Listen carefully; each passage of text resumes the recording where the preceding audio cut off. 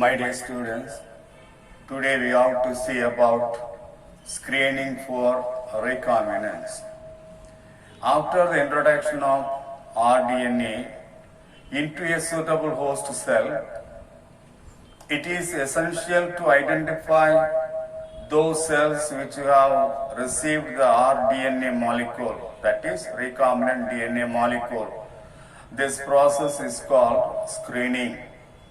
The foreign DNA with vector present in the recombinant cells express the characters of the foreign DNA, while the non-recombinant cell do not express the characters. So it is essential to identify the cells which contain rDNA.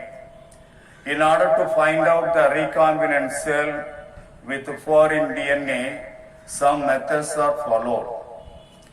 This is one of the method, blue-white colony selection method.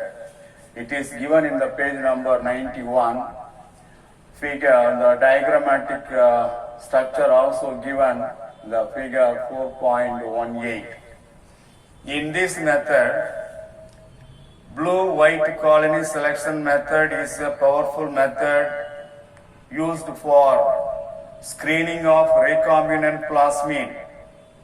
In this method, a reporter gene LAC-Z is inserted in the vector. This is the vector.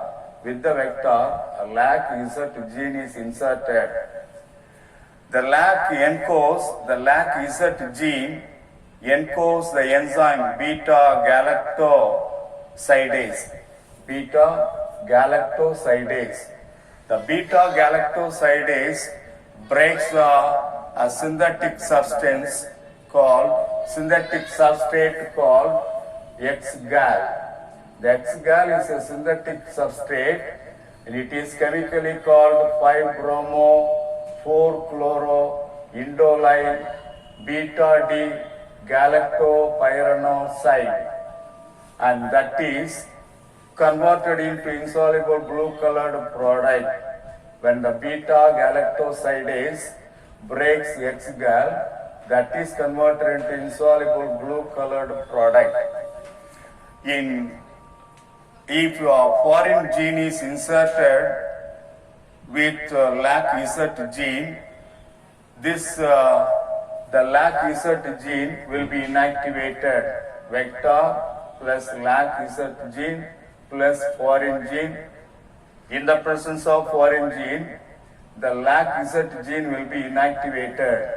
So it will not encode the beta-galactosidase, and this will not break X-gal into insoluble blue-colored product. Therefore, no blue color will appear. It remains white because beta-galactosidase is not synthesized due to the inactivation of LAC-Z gene. Therefore, the host cell containing rDNA form white-colored colony in the medium containing X-gal, whereas the other cells containing non-recombinant DNA will develop the blue-colored colony. So on the basis of colony color, the recombinants can be selected. See, blue-colored colony contain no DNA insert. White-colored colony that shows the presence of DNA insert in the cell, the recombinant cell. So this is the method followed in order to find out the cells which contain rDNA. This diagrammatic method also shows the structure of PUC18. PUC18 is commonly used plasmid cloning vector in E. coli, and it is a double-stranded circular DNA containing 2686 base pair in length. Due to small in size, PUC18 enables successful cloning of large DNA fragments, and it is derived from PBR 322 and filamentous phage M13. So that is the structure PUC 18, structure of PUC 18 that contain LAC-Z gene, URI, origin of replication, ampicillin resistance, LAC promoter, and multiple gene cloning. Due to the reaction of this, white colony and blue colony will appear. Blue colony shows the DNA interest not present.